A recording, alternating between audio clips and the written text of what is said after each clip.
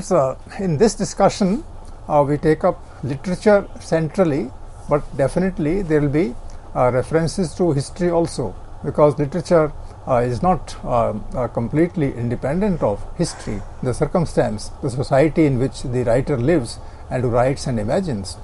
Therefore, we have to find out as to what literature means to us, how it is useful, whether the imaginative also can be real. All these questions will emerge in the discussion, and we have with us once again Dr. Richa Bajaj, who will throw light on the character of literature and its connection with history. So, Dr. Bajaj, please give your opinion. Thank you very much, Professor Anand Prakash. So, readers, viewers, we are discussing history and literature and the interrelationship and the relationship between these two.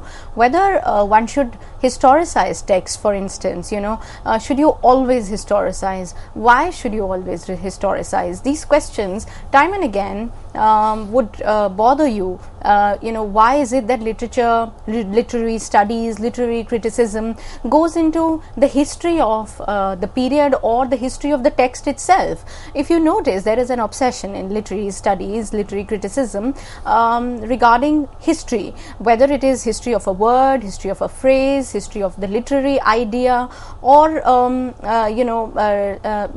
finding the kind of a historical point in a text. So all these lead to the or for that matter on a focus on the historical period.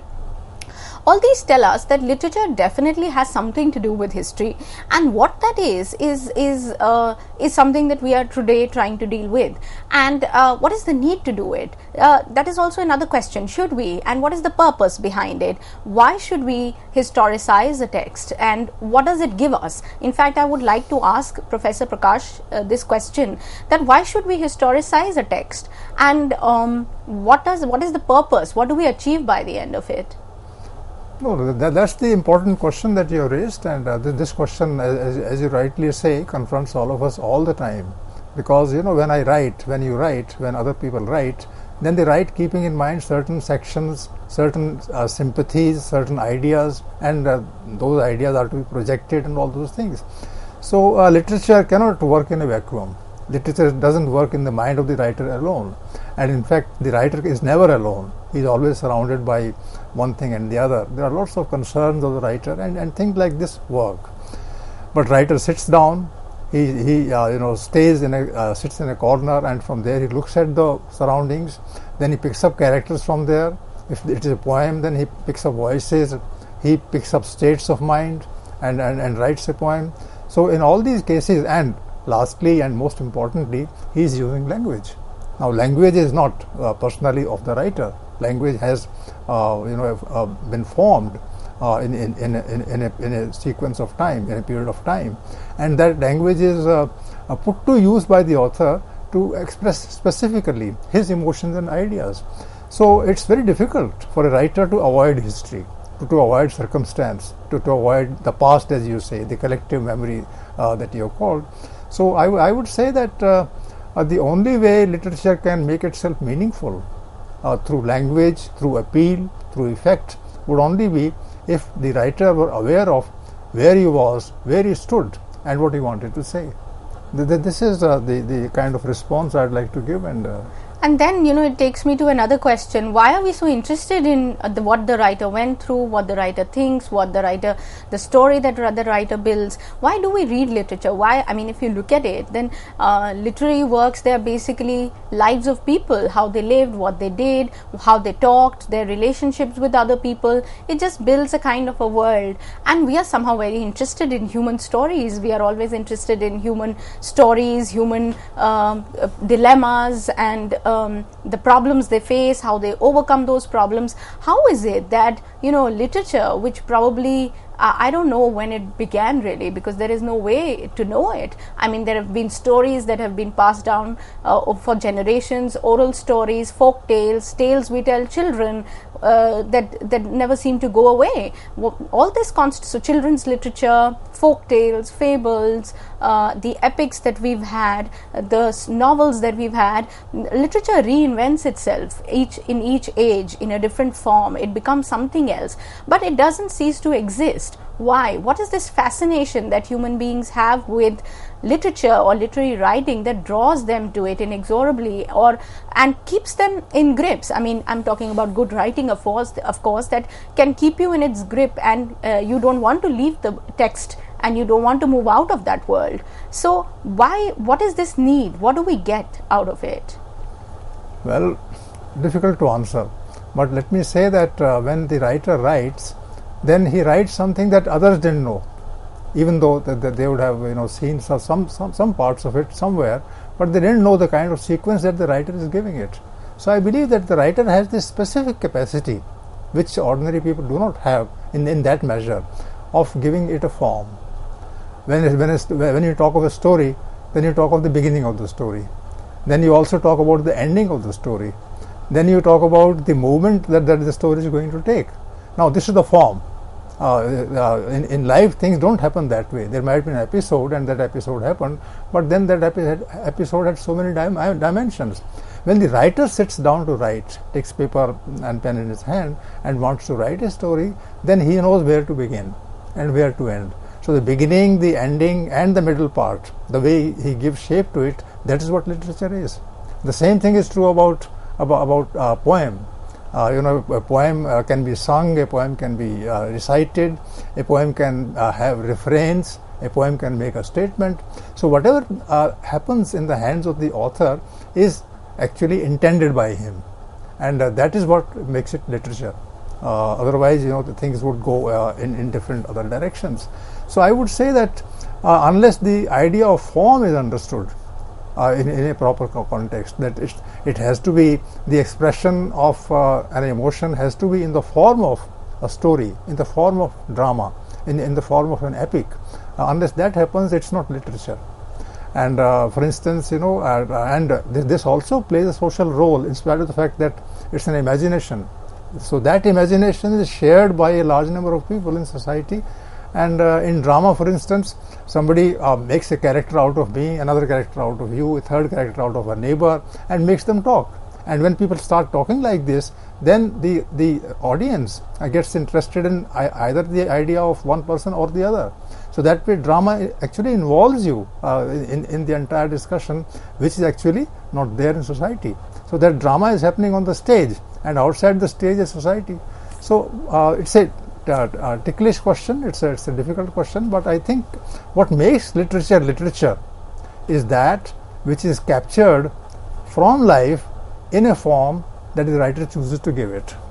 Would you agree with this? Yes, I agree. In fact, I couldn't agree more. I'd like, in fact, at this point to bring in Sartre, Jean-Paul Sartre phrase on his quote on literature. It's from What is Literature, and he writes, and I'd like you to look at this quote, which is he foregrounds the self here, based on what you're saying, that, and Sartre notes in the essay Why Write, it's titled Why Write, and he says there, and I quote, one of the chief motives of artistic creation is certainly the need of feeling that we are essential in relationship to the world.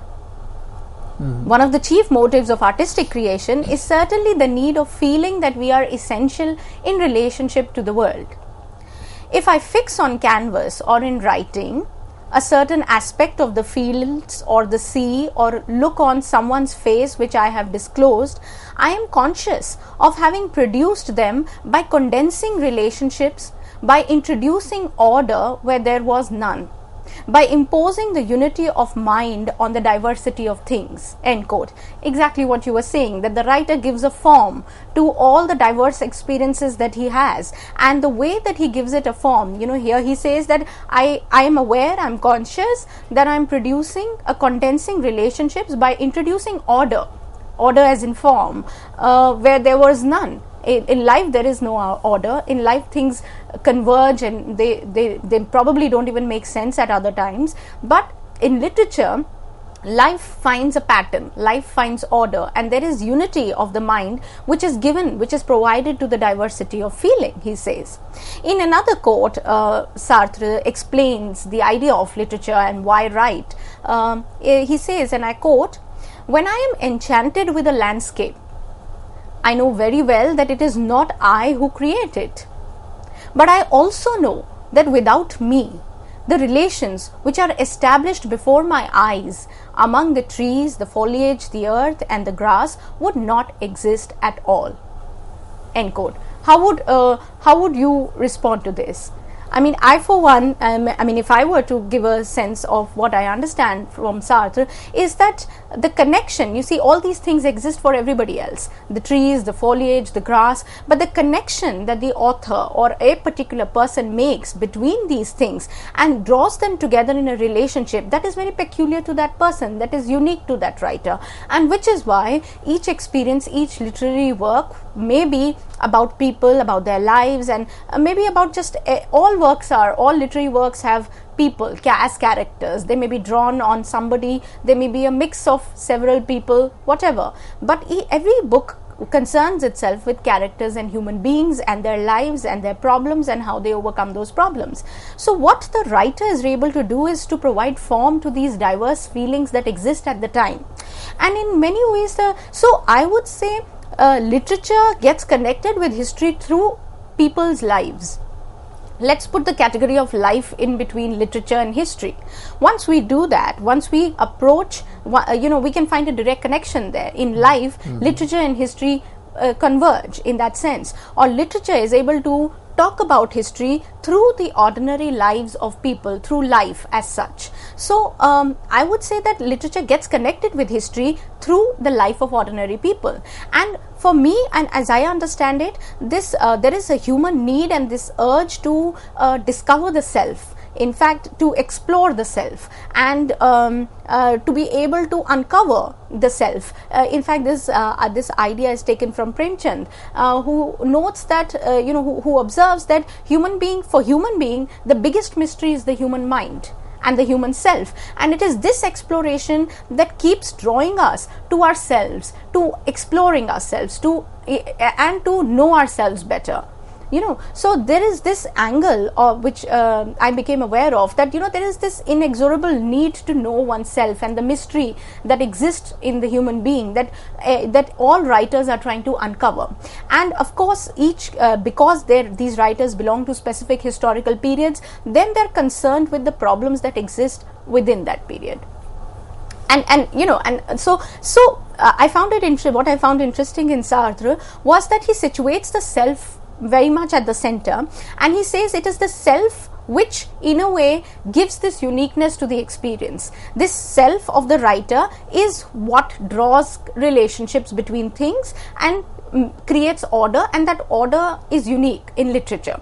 But then Sartre, like a true writer, would also say, and he discounts the idea of the self in the same essay, and he says it is so the idea of writing the self, he says it is not true that one writes for oneself. There is no art except for and by others. End quote.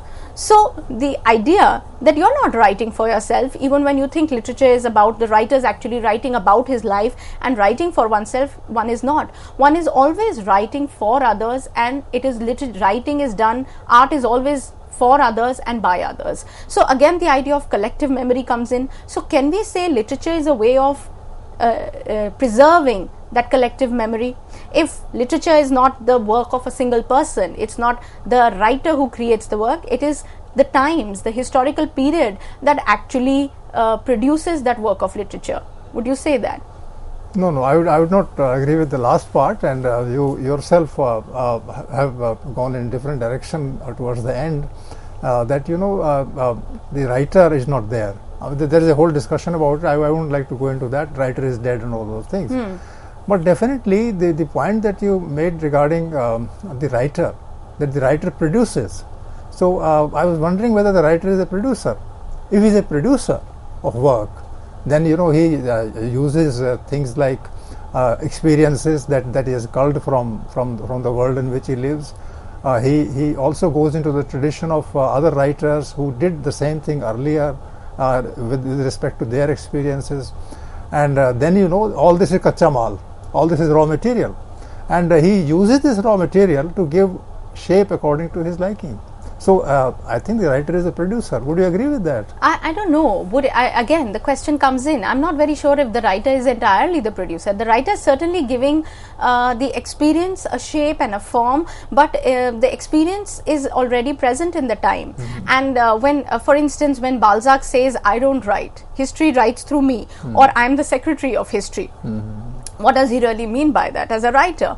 So, the point being that the very fact being that the experience is there, the feeling exists, but how that feeling is captured through words, where I think the writer comes in is where once he starts working on that experience, once he or she starts working on the feeling, and when that feeling enters the domain of, if for instance Muktibodh would say, the area of fantasy.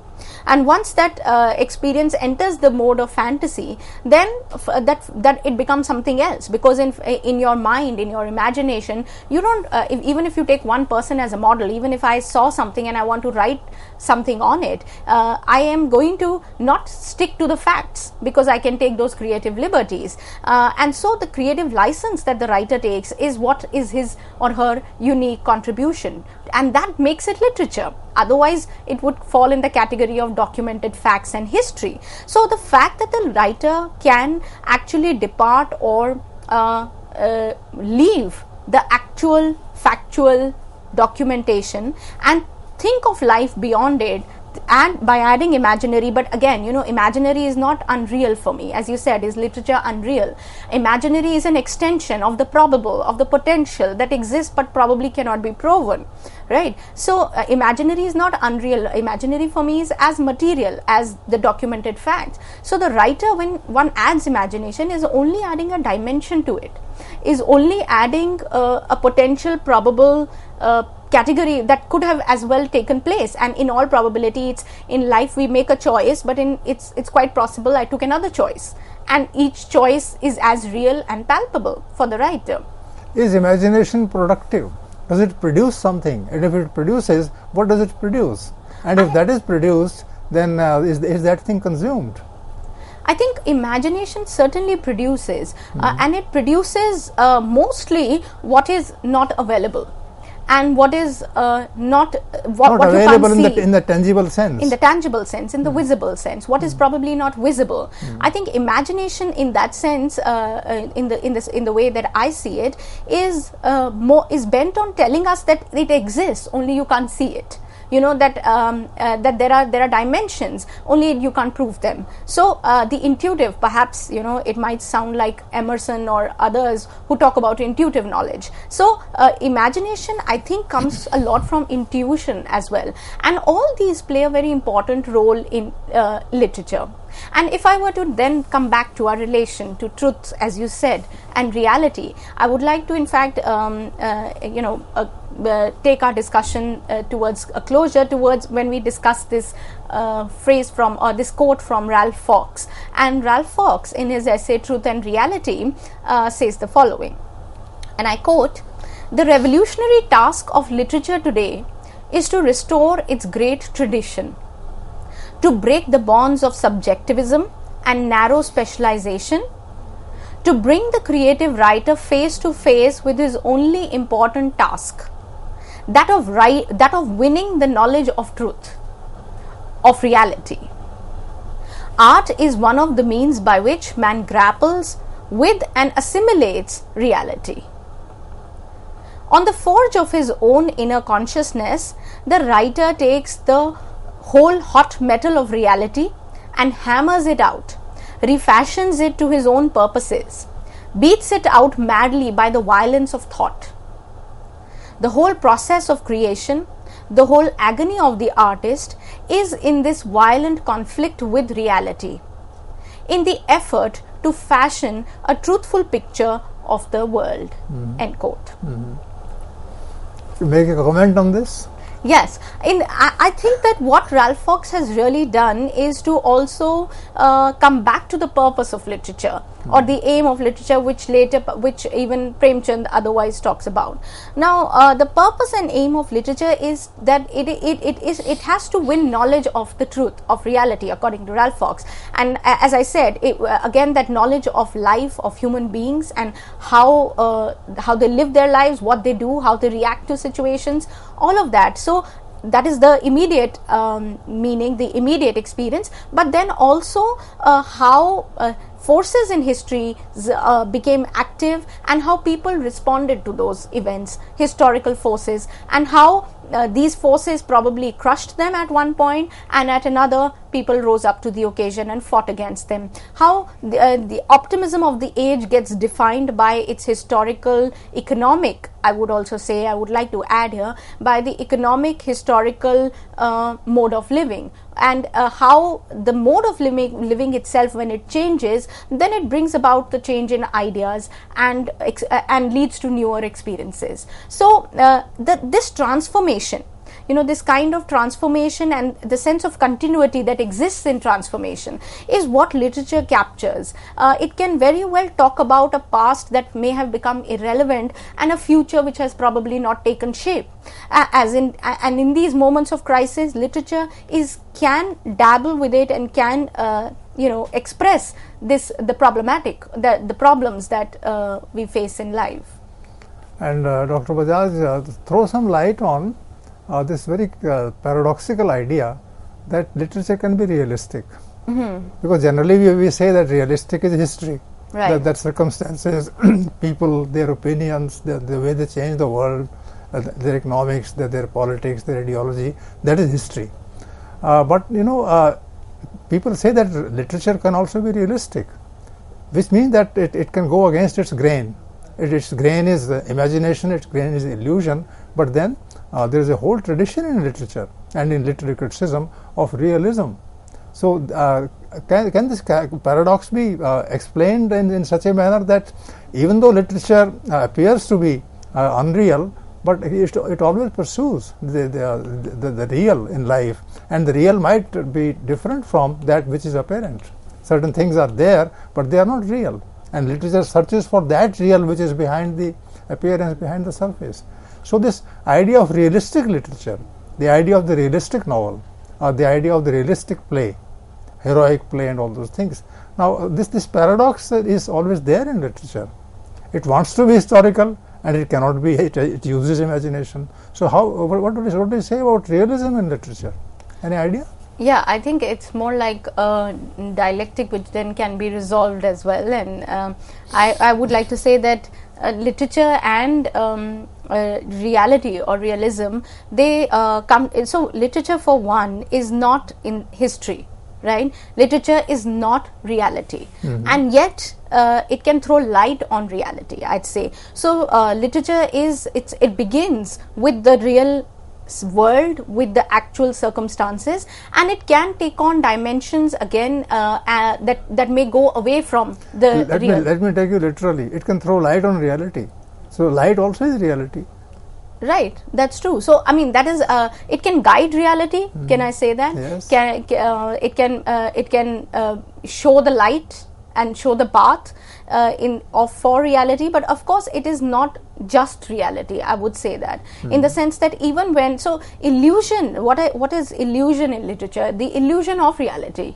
It tries to work on illusion, but that illusion is of reality, and we seem to enter a make-believe world which we know to be untrue, and we have no way of finding if it really happened anywhere. So we enter a world with the knowledge. As adults we say this, but, right. but children enjoy the unreal world, the illusory world so well. Right, because it is an illusion of what is really there around them. I mean, illusion really means that I have made a story out of something, right? Now, but it's an illusion of the real. It's a picture of the real in many ways. Even if it is not a reflection, I would say it keeps reordering the picture of the real. So in that sense, it is an illusion, but an illusion which has its base firmly firmly set on reality. Last word on the real. Can magic be real? Magic, yes, magic again.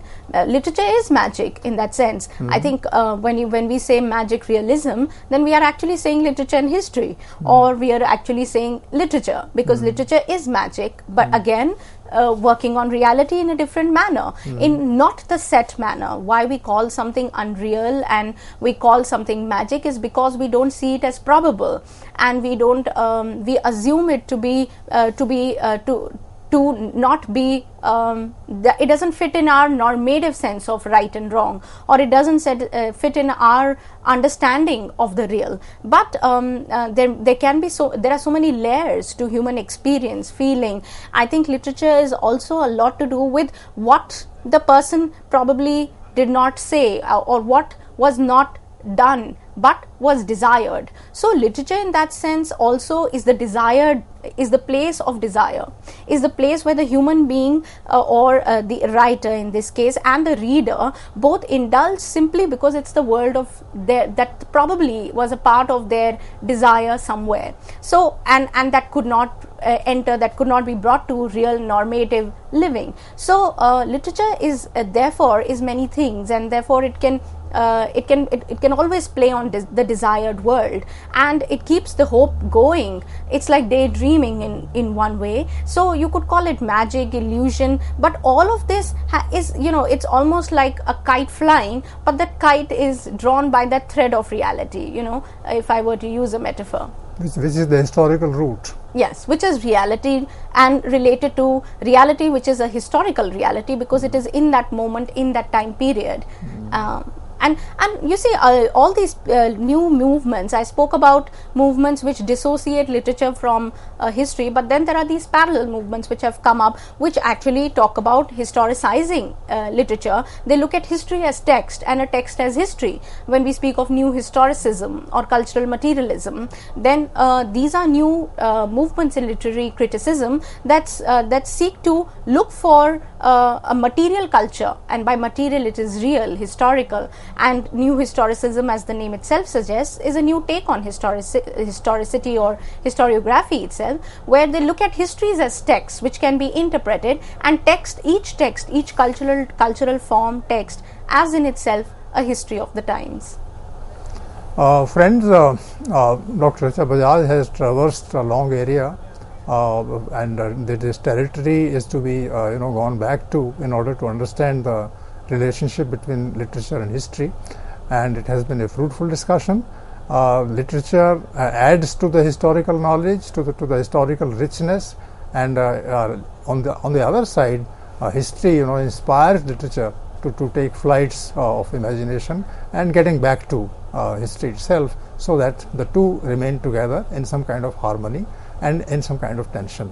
So it's a very educative lecture for all of us, for me in particular, because I was able to see through the different facets of the argument that Dr. Richa Bajaj presented.